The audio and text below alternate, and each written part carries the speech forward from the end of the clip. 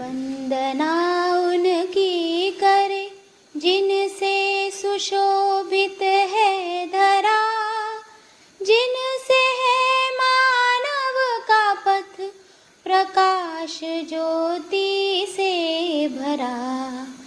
वंदना उनकी करे जिनसे सुशोभित है धरा, जिनसे है मानव का पथ प्रकाश ज्योति से भरा। वंदना उनकी करे जिनसे दिशा हमको मिली नित मानवीय मार्ग की, पथ मिला निश्चित हमें थी कामना जिस मार्ग की। कृतज्ञता से सौम्यता की नित्य आई निरंतरा, कृतज्ञता से सौम्यता की नित्य आई निरंतरा, जिनसे है मानव का पथ प्रकाश ज्योति से भरा। वंदना उनकी करे। सभी को नमस्ते।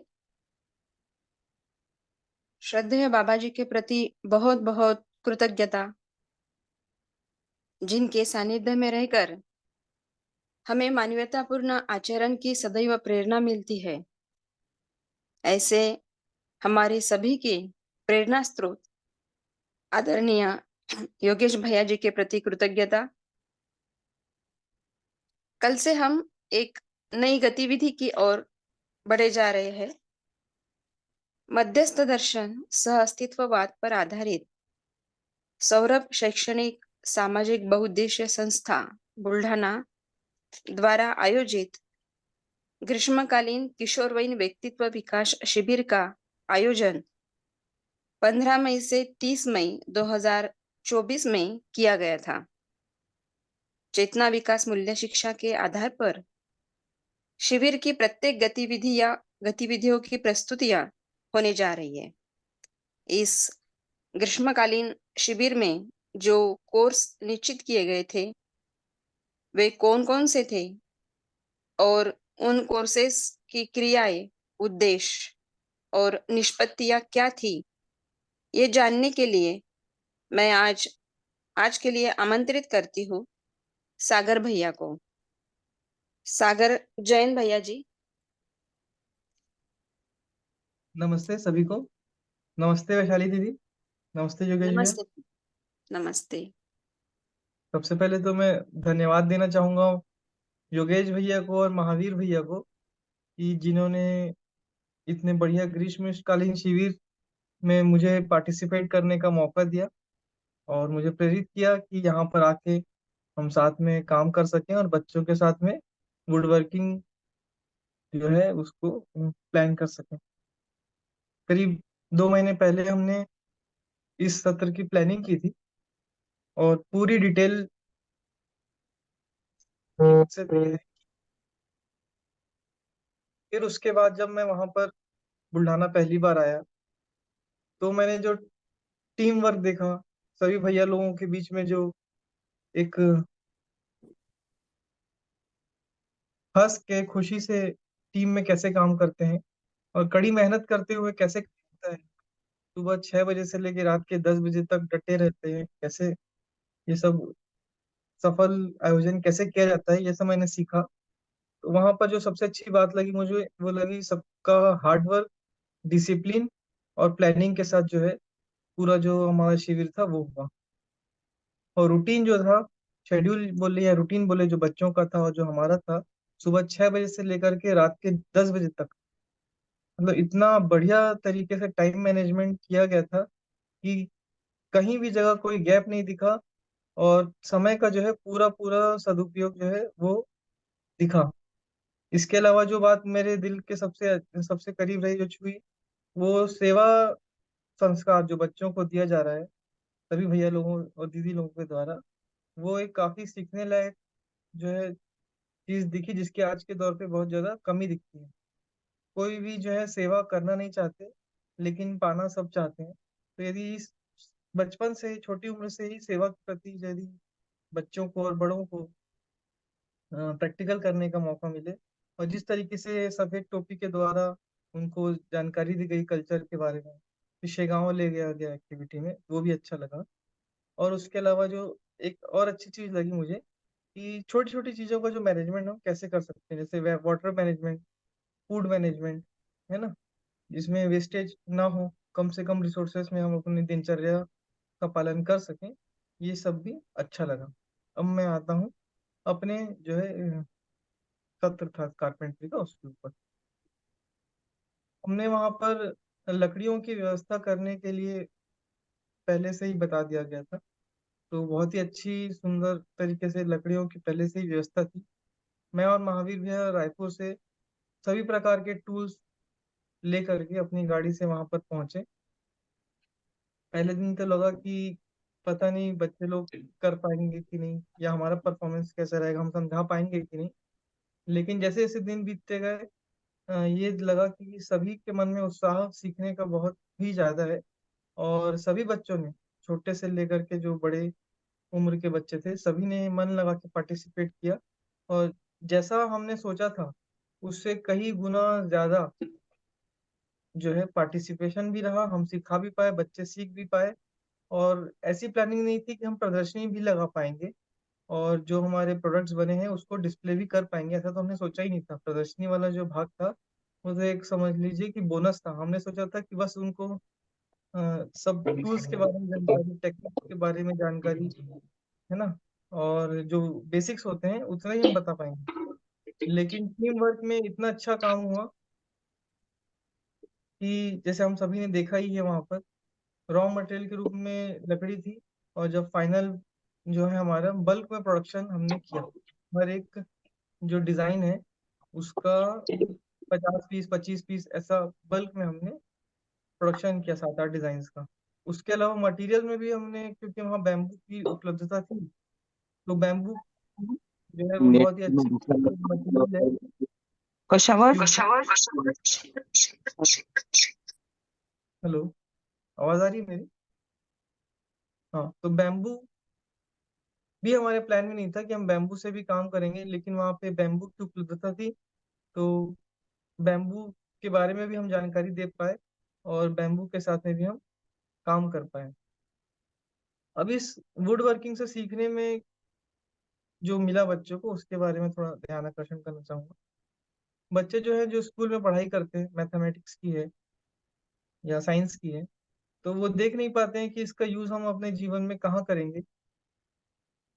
तो वुड वर्किंग करने से जो है, उनका मैथ्स वाला जो सब्जेक्ट है और डिजाइनिंग वाला जो सब्जेक्ट है और टेक्नोलॉजी का जो एक उनको, जैसे हमने सब मशीनों से काम किया, तो टेक्नोलॉजी के बारे में जानकारी है, वो बच्चे देख पाए और उससे से जो है उसका यूज कर पाए, तो उत्साहित हुए और खुशी से उस काम को, इतने श्रम वाले काम को कर पाए। अब हमने सब देखा ही है कि इतनी गर्मी थी वहां पे, 40 से 44 डिग्री तक का, 45 डिग्री तक का टेम्परेचर था दिन में। तो गर्मी को नजरअंदाज करते हुए और मन लग गया क्योंकि काम पे, तो वो गर्मी को भी भूल करके दिन भर जो है वो काम कर पाए। डिजाइनिंग के पार्ट में, प्लानिंग के पार्ट में, प्लानिंग किस तरह की, तो प्रोडक्ट की डिजाइनिंग, उसके बाद उसकी कॉस्टिंग निकालना, उसके बाद फिर सेल कैसे करना है, एग्जीबिशन कैसे लगाना है, और क्या बोलने से, हाँ, फिर हिसाब कैसे करना है। जब कस्टमर या क्लाइंट आए हमारे पास स्टॉल में, तो उनसे किस तरह से चर्चा करना है, अपने प्रोडक्ट की कैसे खूबी बताना है, टीम में कैसे काम करना है, ये सभी बच्चे ने प्रैक्टिकल करके सीखा। तो मुझे तो बहुत ही अच्छा लगा इस वर्कशॉप को करके। और 2025 में जब हमारी नेक्स्ट वर्कशॉप होगी बच्चों के साथ में ग्रीष्मकालीन शिविर, तो उसमें और ज़्यादा डिटेल से, और ज़्यादा प्लानिंग से, और ज़्यादा अच्छे से इसको कैसे कर सके, तो भैया लोग के मार्गदर्शन में और सहयोग से ये हम प्लान करेंगे। और मुझे तो बुल्ढाना आकर के बहुत बहुत ज़्यादा अच्छा लगा। और मैं तो अब चाहूँगा कि अगले साल जब 2025 में हो, या बीच में भी और कभी भी ऐसा कोई हमें मौका मिले साल भर में, तो मैं ज़रूर ज़रूर अपना सहयोग देना चाहूँगा। मेरे तरफ से तो इतना ही, आप बताएंगे ही। और यदि आपको, आप सभी को कुछ भी लगता है कि कुछ हम डिस्कशन करें या पूछ सकें, तो आप उसके लिए आमंत्रित हैं। Thank you very much.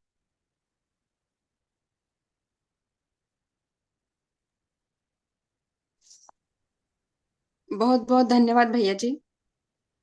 बहुत ही बढ़िया प्रस्तुति रही।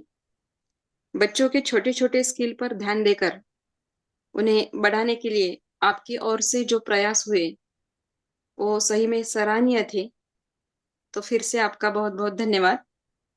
धन्यवाद यदि धन्यवाद। यदि कोई क्वेश्चन करना चाहते हैं तो कर सकते हैं।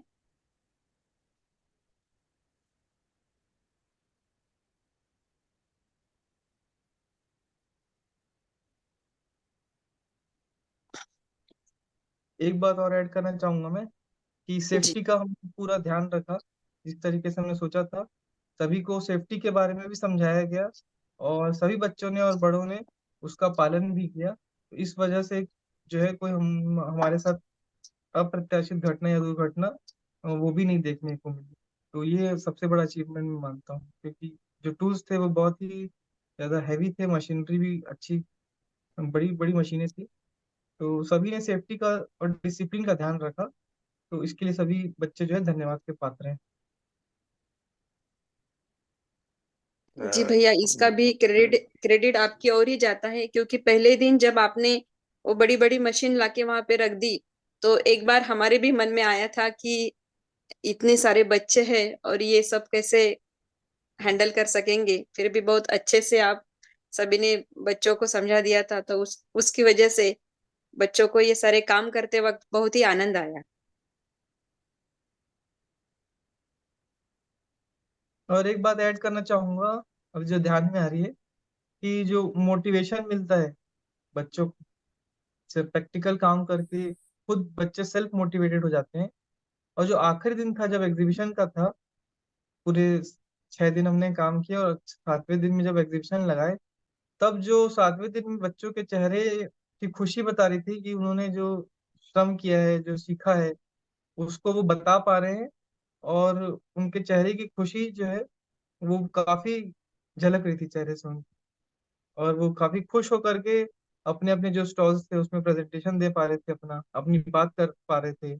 और जो हमारे बोलना चाहिए, जो भी उनके स्टॉल में विजिट कर रहे थे, सबको प्यार से, आत्मीयता से और शांति से सब पूरे प्रोसेस के बारे में बता पा रहे थे। ऐसा नहीं कि सिर्फ वो वहां पर खड़े हैं और कुछ उनको इन डेप्थ नॉलेज नहीं है जो उन्होंने किया है।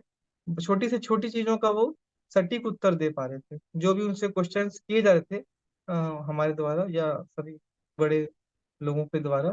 तो वो खुश होकर के और चहक के पूरा अपना बात बता पा रहे थे उनको।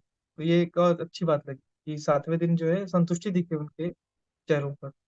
और वो, मैंने ये भी पूछा उनसे कि क्या आप आगे करना चाहेंगे, तो वो सभी का एक ध्वनि मत से एक ही उत्तर था कि हम इसको कंटिन्यू जब भी होगा आगे तो हम करना चाहेंगे इस आर्ट को।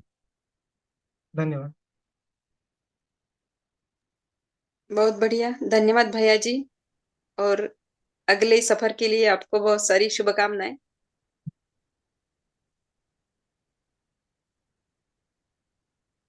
जी, और कोई अपने क्वेश्चंस रखना चाहते हैं?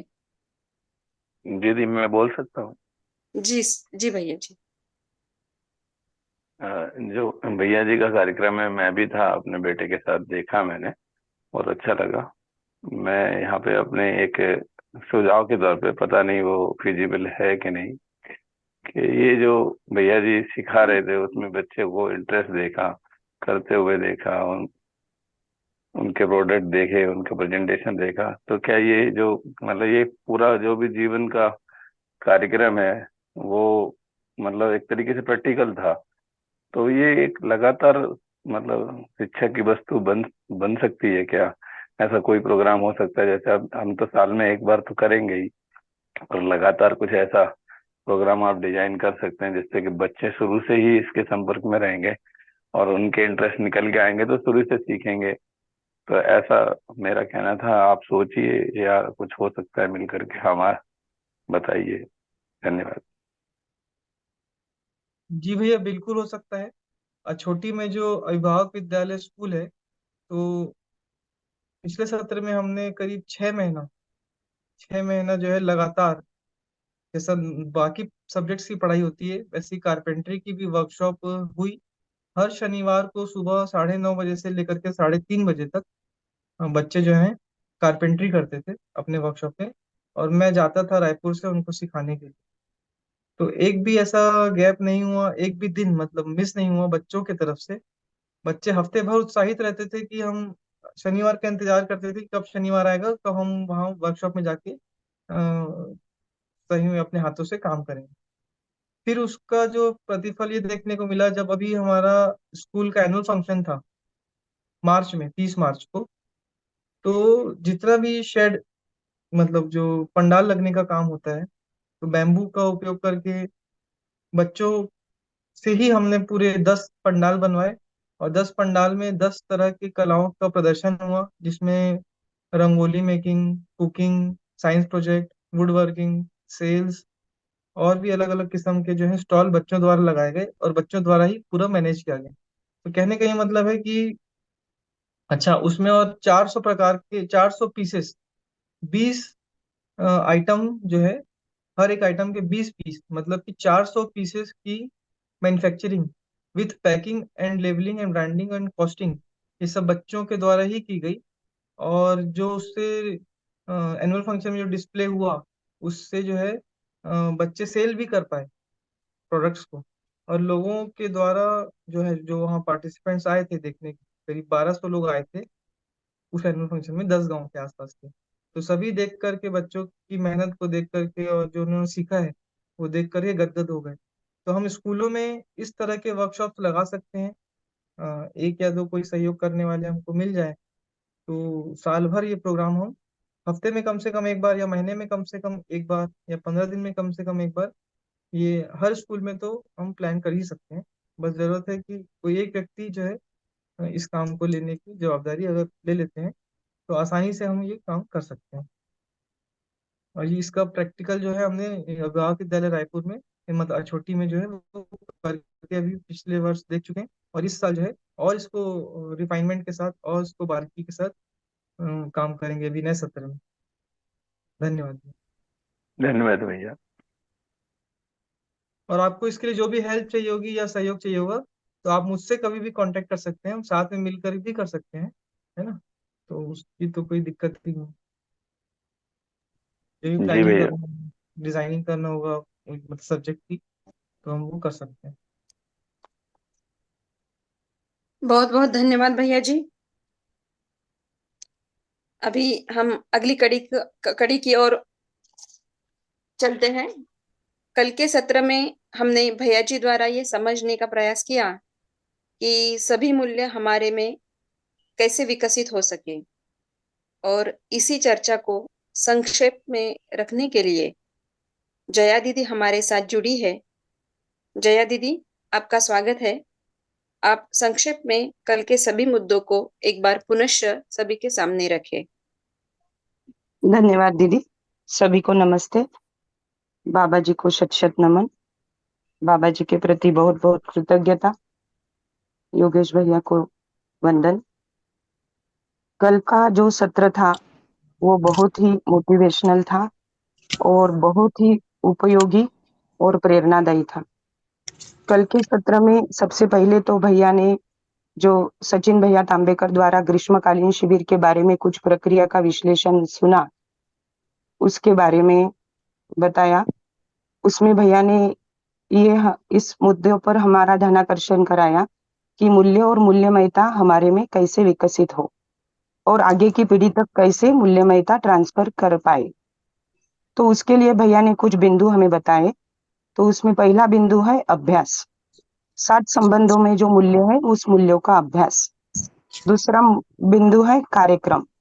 तो अपनी कर्म स्वतंत्रता और कल्पनाशीलता का उपयोग करके कार्यक्रम तैयार करना है।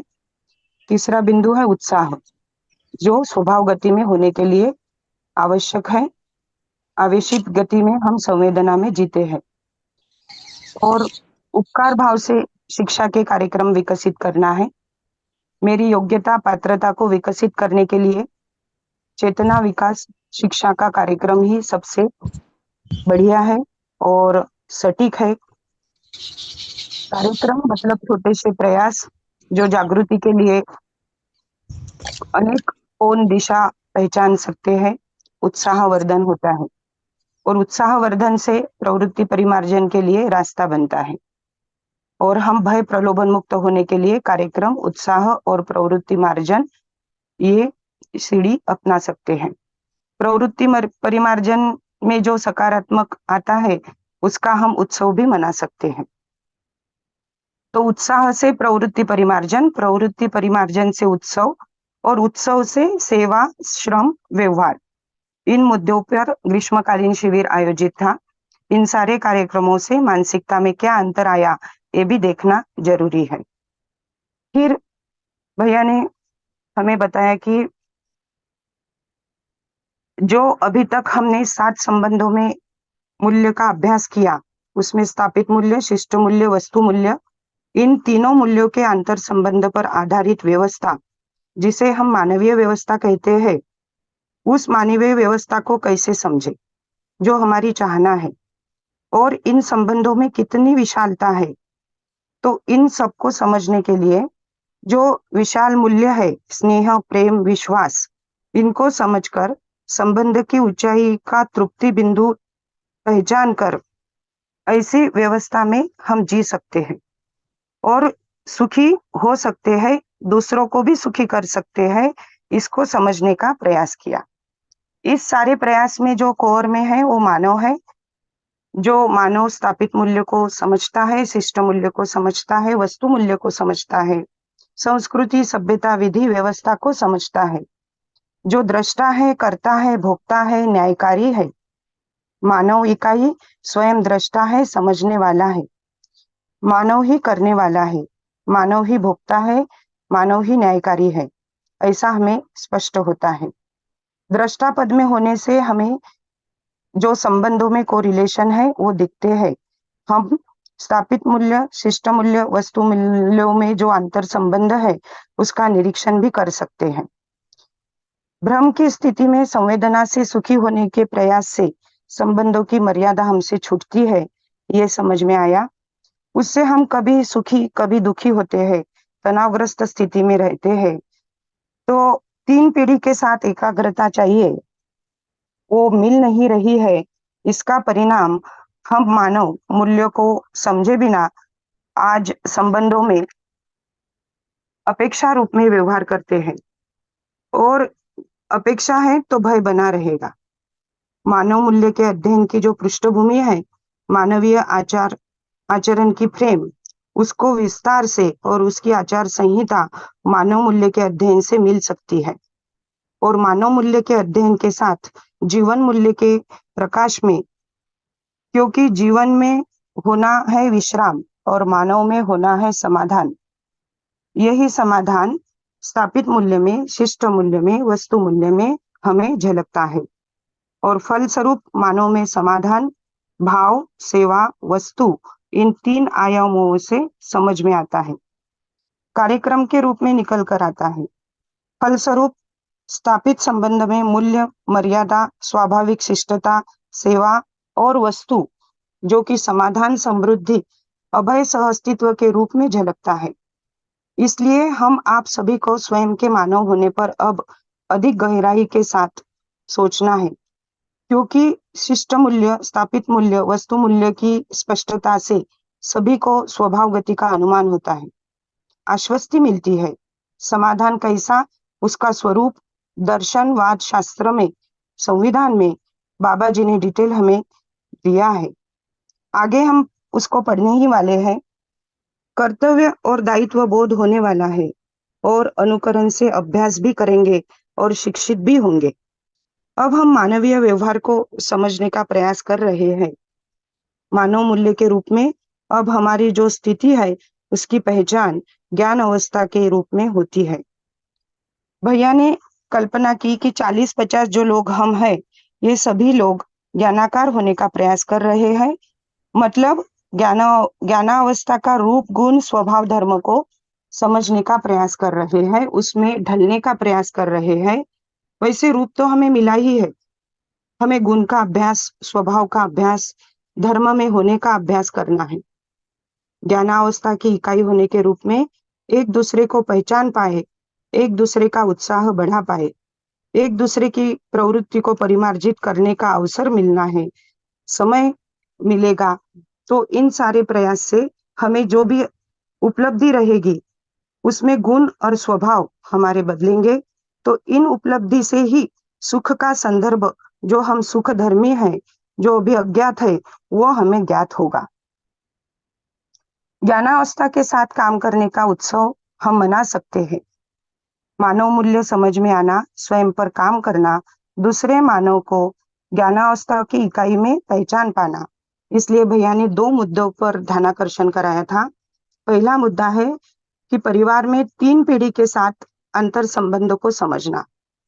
दूसरा है शिक्षा के कार्यक्रम में संलग्न होकर गहराई से आगे की पीढ़ी तक पहुंचाने के लिए इन मूल्यों के अभ्यास के साथ स्वयं पर काम करके जो हमें उत्साह आया वो उत्साह को ट्रांसफर करना। जो हमारे में प्रवृत्ति परिमार्जन हुआ वह प्रवृत्ति ट्रांसफर करना। जो उत्सव आया उन उत्सवों को ट्रांसफर करना। तो ये हमारा अभ्यास है। इस अभ्यास के माध्यम से, इन कार्यक्रमों के माध्यम से हमें अगली पीढ़ी को मूल्य ट्रांसफर करना है।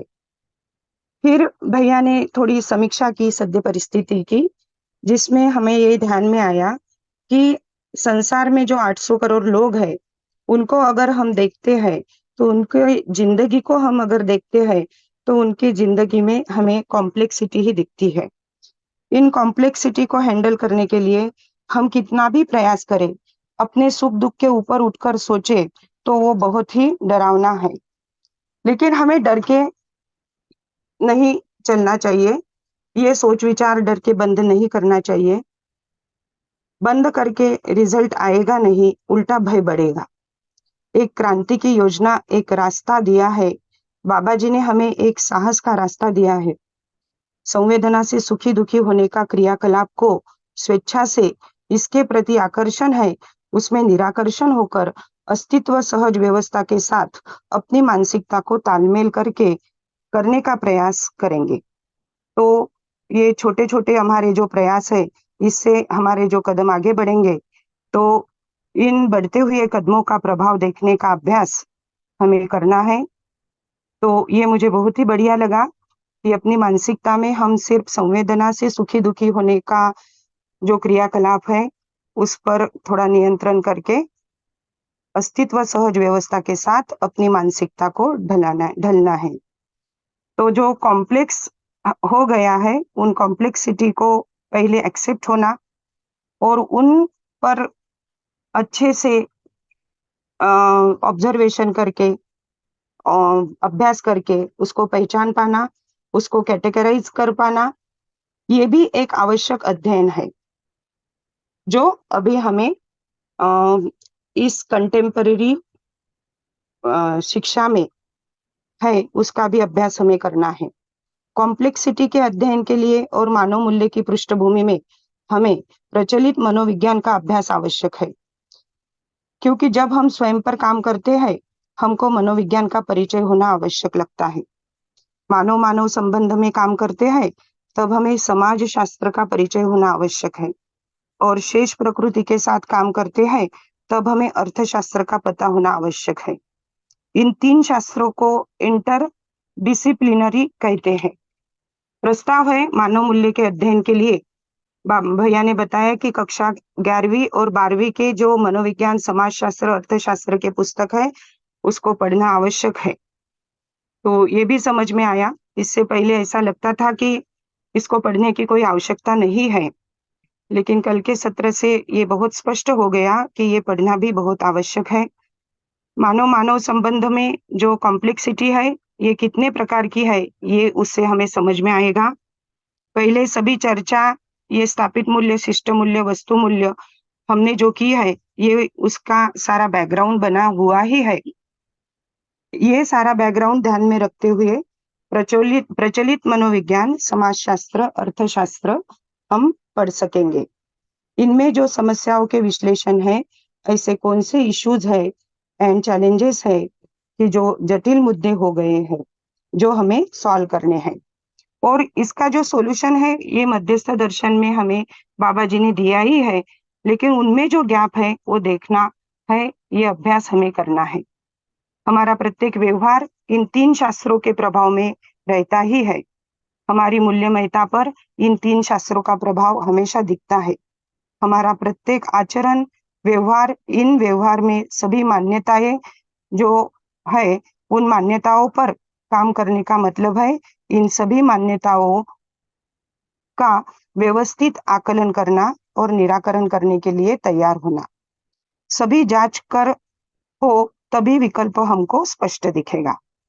तो इतना अच्छे से भैया ने कल रखा कि ये सारा जो प्रचलित मनोविज्ञान, समाजशास्त्र और अर्थशास्त्र है, ये पढ़ने से, इसका अभ्यास करने से, इसका आकलन करने से ही हमें विकल्प स्पष्ट होगा।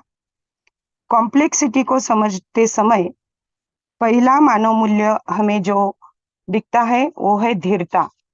तो धीरता का अर्थ है समझने के लिए, धीरता मतलब न्याय के प्रति निष्ठा। तो समझने के लिए हमें धीरता रखनी है। यदि हम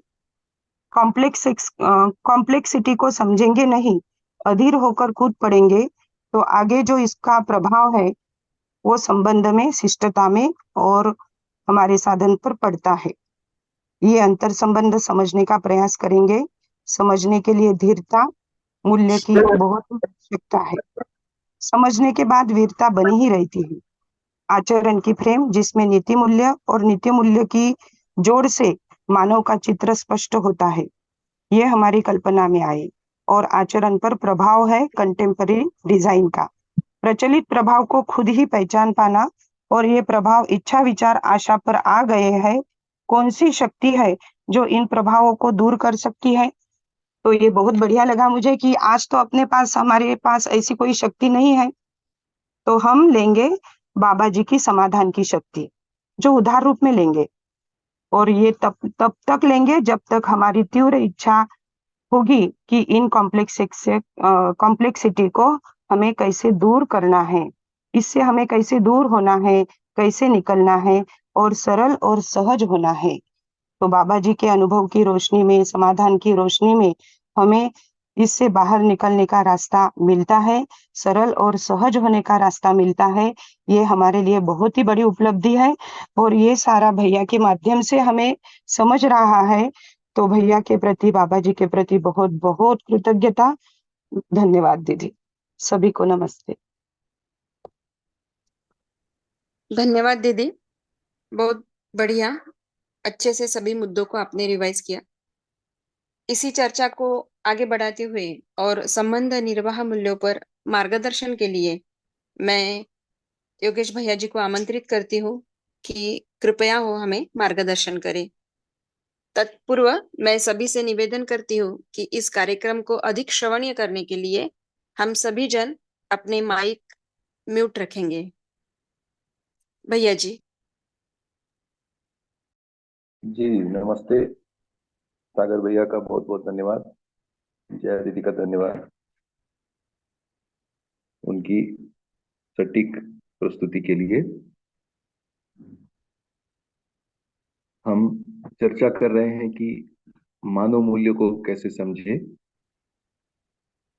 मानव मूल्य को समझने का अर्थ है तृप्ति के प्रमाणों को समझना। स्वयं में जो तृप्ति है, कल्पनाशीलता और कर्म स्वतंत्रता की तृप्ति बिंदु स्वयं में पहचानना, और इन तृप्ति बिंदुओं को पहचान कर हमारी मूल्यमयता को, मानव होने के नाते हमारी मूल्यमयता को अस्तित्व में समझना। तो ऐसे 6 मूल्य बाबा जी ने हमारा ध्यान दिलाया है कि ऐसे 6 मूल्य हैं, और ये 6 मूल्यों का प्रमाण हम पहचान कर पाए। अब जैसे हम लोग चर्चा कर रहे हैं कि ये प्रमाण को समझने के लिए एक व्यवस्था तो चाहिए, और ऐसे मानवीय व्यवस्था के रूप में स्थापित मूल्य, शिष्ट मूल्य और वस्तु मूल्य, इन तीन मूल्यों के अंतर संबंध से मानवीय व्यवस्था का प्रारूप, मानवीय व्यवस्था का चित्र, पारिवारिक व्यवस्था, आधारभूत व्यवस्था, समाज एक बड़ी व्यवस्था परंतु समाज व्यवस्था का आधार परिवार व्यवस्था, इस रूप में तीन पीढ़ी के अंतर संबंध की सार्वभौमिकता हमें पूज्य बाबा जी ने दर्शाई, और ऐसी व्यवस्था का हम हमारी पात्रता और योग्यता अनुरूप, हमारी आकांक्षाएं और अपेक्षा के अनुरूप, हमारे में जो शुभ कामना है, हमारे में जो प्रवृत्तियां हैं, सद्प्रवृत्तियां हैं, और हमारी जो स्वीकृतियां हैं, जीवन विद्या परिचय शिविरों को सुनते हुए, मध्यस्थ दर्शन के वाङ्मय को पढ़ते हुए, बाबा जी के संवाद से मार्गदर्शन लेते हुए जो हमारी परस्परताएं सज रही हैं, उन परस्परताओं का एक परिणाम हमें ये स्पष्ट होता है कि हम आप लोग, भले ही कुछ लोग हों, मिलकर संस्कृति सभ्यता के आयाम, विधि और व्यवस्था की गहराई कुछ आंशिक रूप में अनुकरण हम कर पाते हैं, और उसी का एक प्रधान कार्यक्रम है जिसे हम चेतना विकास मूल्य शिक्षा कह रहे हैं। तो ऐसे शिक्षाप्रद वातावरण में अपने आप ही हमारा मानस शांत होता है, ऐसे देखने में आया। और उसी का एक छोटा सा उदाहरण अभी हमारी चर्चाओं में प्रस्तुति का चल रहा है। गर्मी की छुट्टियों में 15 दिन का एक शिविर यहाँ पर हुआ, जिसमें अभिभावक और बच्चे दोनों सहभागी हुए। तो जो आज की प्रस्तुति है, उस प्रस्तुति में आपने सहज रूप में पहचान लिया होगा कि इन प्रस्तुति में हम वस्तु मूल्य का अभ्यास प्रस्तुत कर रहे थे। जैसे सागर भैया कारपेंट्री एक स्किल, लकड़ी को कैसे हम अपनी कल्पनाशीलता और कर्म स्वतंत्रता को प्रयोग करते हुए कैसे उपयोगी बनाते हैं, तो उसमें उपयोगिता और श्रम दोनों जोड़ करके और बच्चों ने अनेकों प्रकार की वस्तुओं को तैयार किया। अब उनकी जो अटैचमेंट उसके साथ थी, उन वस्तुओं के साथ, और जो समय उन्होंने लगाया, तो उनमें जो वस्तु मूल्य का भाव निर्मित हुआ, इन भावों का एक अभ्यास सभी को देखने को मिला। तो धीरे धीरे ऐसे स्पष्ट होता है कि अब जो लकड़ी का जो सामान तैयार हुआ और बच्चे अपने घर में भी ले गए, आप भी इसमें से कुछ अभिभावकों ने उसको खरीद भी लिया, तो अब अभ्यास ये होना है कि हम इनमें कितना श्रम मूल्य को पहचानते हैं।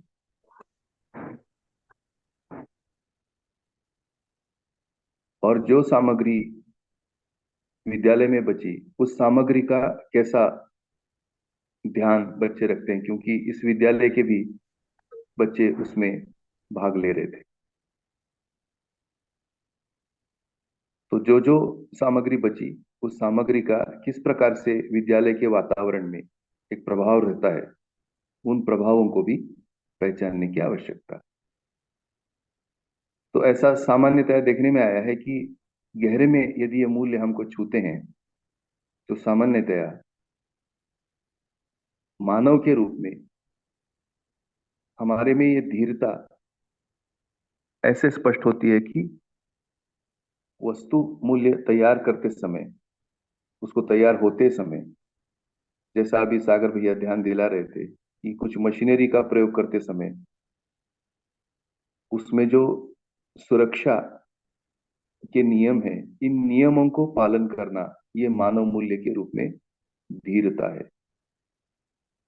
और ऐसी धीरता परस्परता में, संबंध से जब काम करती है तो एक शिष्टता है। यानी दो प्रशिक्षक के रूप में महावीर भाई और सागर भाई लगभग 40-42 बच्चों के साथ थे। तो उन बच्चों ने जो उनका आज्ञा पालन किया, तो उनमें बच्चों में एक शिष्टता दिखाई दी।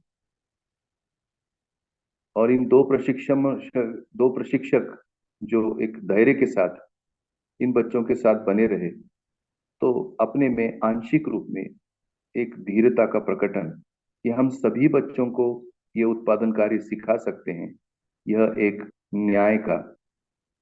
न्याय के प्रति निष्ठा का एक छोटा सा झलक दो प्रशिक्षकों के रूप में दिखाई दिया। इस प्रकार शिक्षा में हमें काम करना है तो हम सभी व्यक्तियों को, व्यक्तिशः यानी एक एक मानव इकाई को, हम में से सभी बंधु भगिनी को धीरता मूल्य की गहराई, धीरता मूल्य का स्वरूप,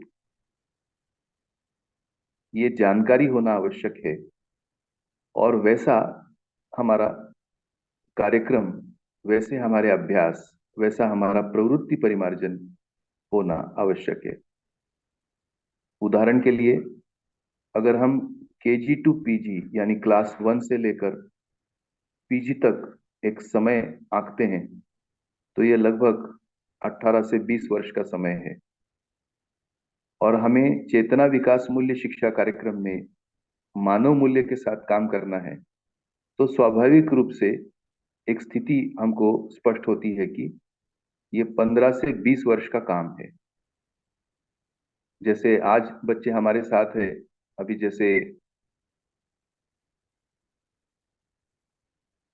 15 दिन के शिविर में कुछ एक उसकी झलक मिल गई, उसकी कंटिन्यूटी के लिए 15 से 20 वर्ष का अभ्यास आवश्यक है, जिसे शास्त्राध्ययन भी कहते हैं। यह आवश्यक है। 15 दिन के अंतराल में हमें उसकी झलक मिल गई, एक प्रभाव देखने को मिला, गुण देखने को मिला। अब ये जो गुण है, इस गुणों की उपयोगिता का निर्णय जब हम करते हैं, तब हमारा स्वभाव तैयार होता है। तो धीरता रूपी स्वभाव तैयार होने के लिए ऐसे सतत गुणी लोगों के साथ परस्परता के प्रभावों में गुणवर्धन होते होते ऐसे गुणों की उपयोगिता को हम पहचान पाए, ऐसी दृष्टि हमारी विकसित हो। इसके लिए मानव होने के कारण हम आप सभी को मानवीय स्वभाव, मानवीय दृष्टि, मानवीय विषय, इनका परिचय होना आवश्यक है। और यही मानव चेतना का अध्ययन है। मानव चेतना, देव चेतना और दिव्य चेतना, तो हमारे स्वयं के चेतना विकास के अर्थ में 18 से 20 साल प्रदीर्घ कार्यक्रम की निरंतरता को बनाए रखने के अर्थ में हम सभी में धीरता मूल्य की पहचान होना आवश्यक लगता है। क्योंकि आचरण एक पीढ़ी से दूसरी पीढ़ी, दूसरे से तीसरी, तीसरे से चौथी, एक समय बाबा जी ने इसी धीरता मूल्य को व्यवहारिक रूप में बताया कि आप इस कंटिन्यूटी और कंसिस्टेंसी के साथ काम करेंगे तो चौथे पीढ़ी में आपको आचरण दिखाई देने को मिलेगा। मतलब 4 पीढ़ी तक की प्रतीक्षा है, और 4 पीढ़ी तक मध्यस्थ दर्शन की रोशनी में चेतना विकास मूल्य शिक्षा कार्यक्रम को निरंतरता से उत्साहित होकर अपनी प्रवृत्तियों को परिमार्जित करते हुए और यदि हम काम करते हैं तो चौथे पीढ़ी में ये मूल्यों के प्रकटन के साथ और मानव लक्ष्य को पहचानते हुए बच्चे और आचरण में व्यक्त होते हुए, अभिव्यक्त होते हुए हमें मिलेंगे। तो स्वाभाविक है ये तुरंत पुरत होने वाला काम तो लगता नहीं। 4 पीढ़ियों में काम करना और उतना धैर्य, तो स्वाभाविक है कि जो न्याय की परिभाषा और धीरता मूल्य की परिभाषा है न्याय के प्रति निष्ठा। तो न्याय के तात्विक, बौद्धिक और व्यावहारिक स्वरूप को समझना आवश्यक। न्याय की परिभाषा में संबंध में मूल्यों का निर्वाह, मूल्यांकन, परस्पर उभय तृप्ति और संतुलन ये कंपोनेंट है। तो मानव संबंध की पहचान, जैसा कि हमने एक छोटा सा झलक लिया, तो मानव संबंध की पहचान की डिटेल के लिए 13 वाङ्मय, इन मूल्यों का निर्वाह हम समझ पाए, निर्वाह किसे कहते हैं ये समझ पाए, मूल्यांकन कैसे होता है ये समझ पाए, और परस्पर उभय तृप्तियों को हम पहचान पाए, संतुलन को पहचान पाए।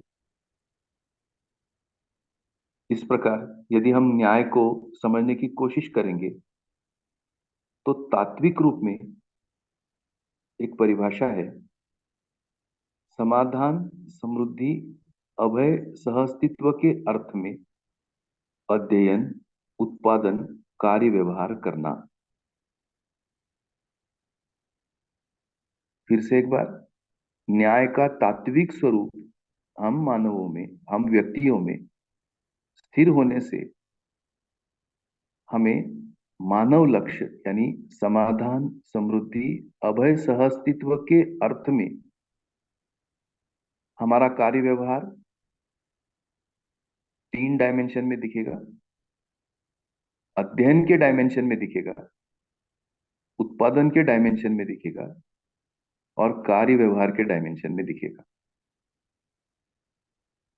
तो ये 3 आयामों में हम काम करते हैं। तो तात्विक रूप में न्याय की अवधारणा, न्याय की स्पष्टता हम आप सभी की कल्पनाओं में बनी रहेगी। इसलिए शिक्षा के कार्यक्रम में शिक्षक, विद्यार्थी और अभिभावक इन तीनों को अपनी अपनी पात्रता, योग्यता के अनुसार अध्ययन की प्रेरणा सतत बनी रहना, इन तीनों में उत्पादन के प्रति निष्ठा बनी रहना और इन तीनों में इसी से संबंधित कार्य व्यवहार की प्रेरणा बनी रहना। तो तात्विक रूप में न्याय की अवधारणा हमारे में स्वीकार होती है। अब इसका जो बौद्धिक स्वरूप है, उस बौद्धिक स्वरूप में हम संबंधों की पहचान करने लगते हैं। यदि अध्ययन, उत्पादन, कार्य व्यवहार इन तीनों की स्पष्टता होने पर हम बौद्धिक रूप में संबंधों की पहचान करने लगते हैं। स्वाभाविक है, संबंधों की पहचान करते हैं तो उनमें जो निहित मूल्य हैं, उन निहित मूल्यों को निर्वाह का संकल्प अपने में आता है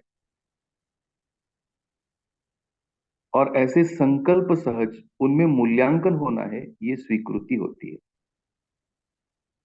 जैसे आप में से अब कई व्यक्ति पिछले कई वर्षों से जुड़े हैं और मैं जितने भी प्रौढ़ बंधु भगिनी से मिलता हूं, उनकी गहराई मुझको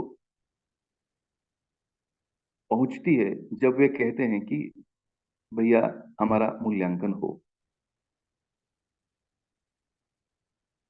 तो हम में से हर एक व्यक्ति को, विशेष करके प्रौढ़ावस्था के व्यक्ति को अपने मूल्यांकन की एक भावनिक आवश्यकता तो लगती है कि हम कहाँ पहुंचे, अभी हमारी स्थिति कैसी है। तो तात्विक रूप में यदि हमारे में निरंतर बना रहता है, तो बौद्धिक रूप में हम अपने मूल्यांकन को समझना चाहते हैं, यानी हमारे मूल्यांकन की हम स्वीकृति को तैयार करना चाहते हैं, और यही मूल्यांकन की स्वीकृति होने से उभय तृप्ति सहज स्वीकृतियां हमारे में घटित होती हैं। मुझे लगा कि इस प्रकार का जो मार्गदर्शन की शक्ति अनुभव के पहले बाबा जी ने हमें दी है कि तात्विक रूप में स्थिर करना न्याय को, बौद्धिक रूप में हम सहज हो जाना, संबंधों की पहचान में सहज होना, मूल्यों के निर्वाह का संकल्प करने के लिए सहज होना, हमारा मूल्यांकन हो इसकी स्वीकृति हमारे में होना, और उभय सहज ये स्वीकृतियां होना। यदि मैं समीक्षा के रूप में देखूं तो तात्विक रूप में न्याय अस्पष्ट रहने के कारण हमारी जो बौद्धिकता है उसमें कंफ्यूजन है, संबंधों के प्रति हमें बाहरी कंफ्यूजन है, उसमें जो मूल्य हैं उनका तो शायद मैं ये कहूंगा कि पता ही नहीं,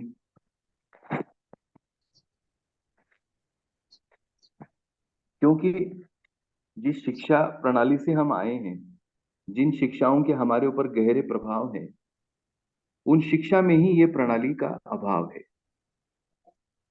और जो परिवार में है वो सब एक प्रकार से आस्था के रूप में है, कोई जानता नहीं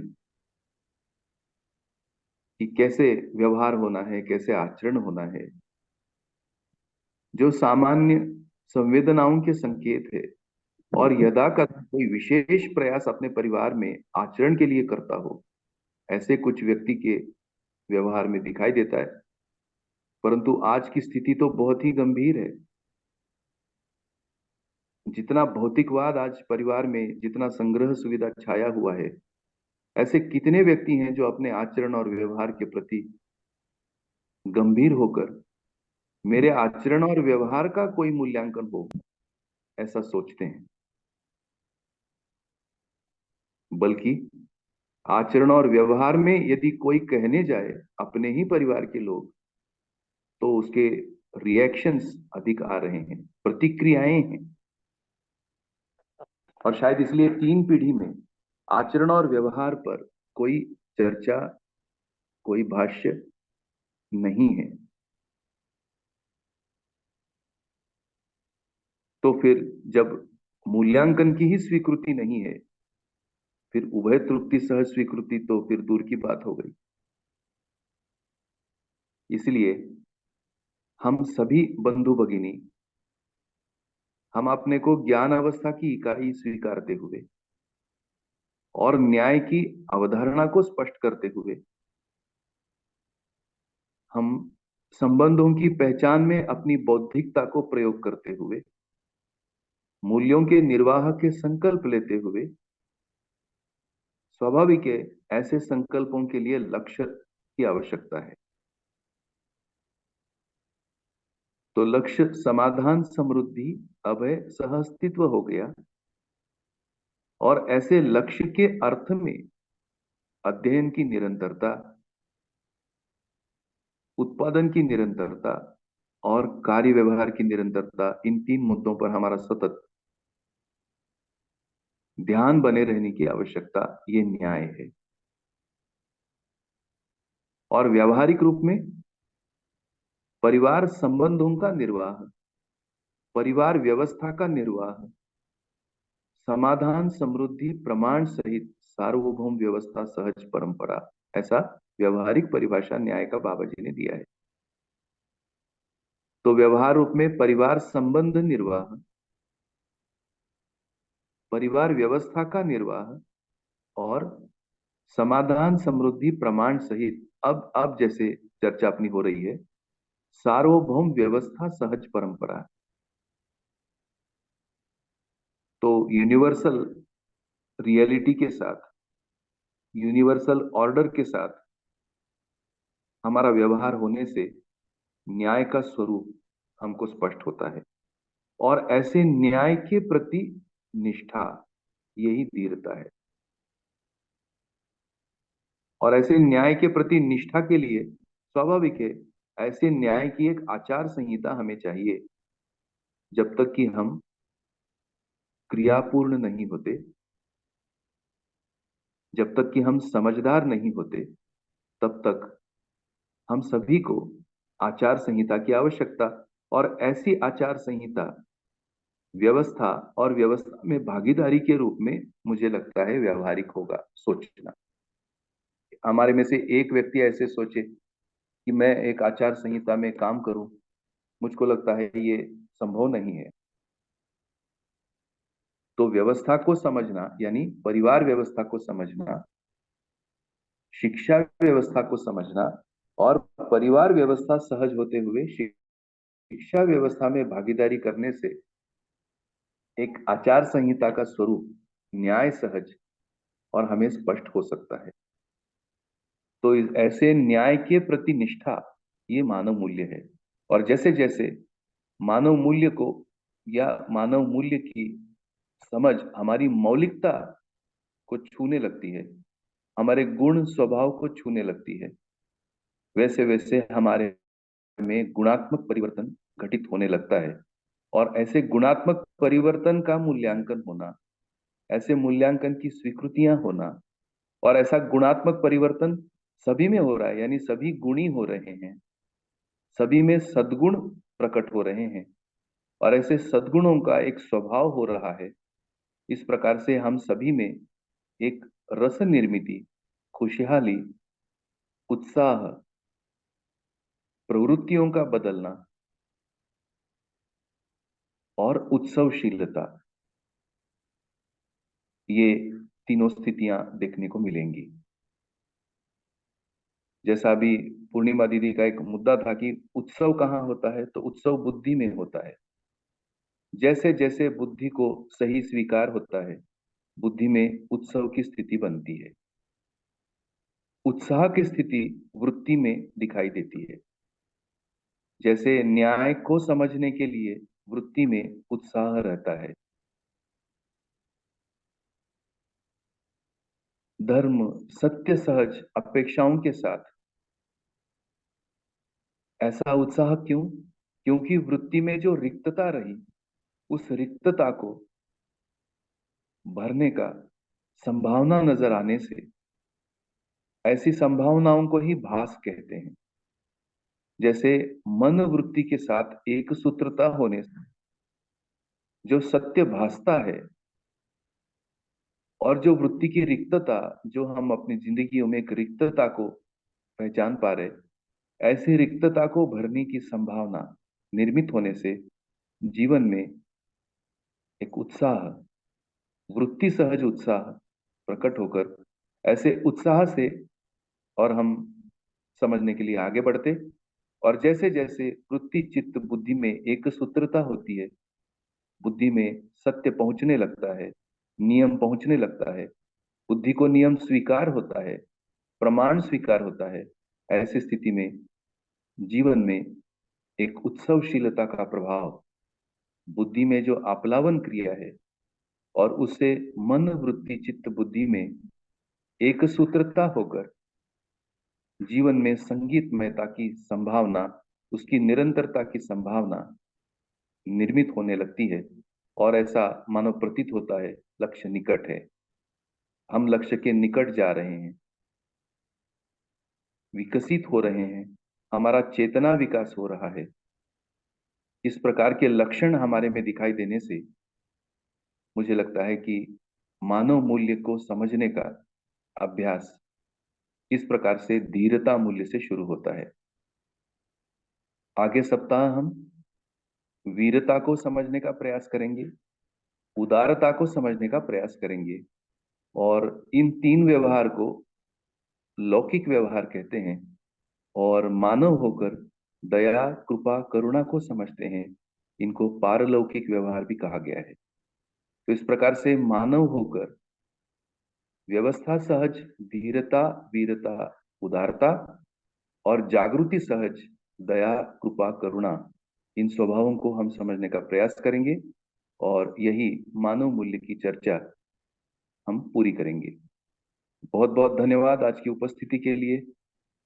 नमस्कार। आज के दिन की मंगल कामनाओं के साथ आज यहीं रुकते हैं। नमस्ते।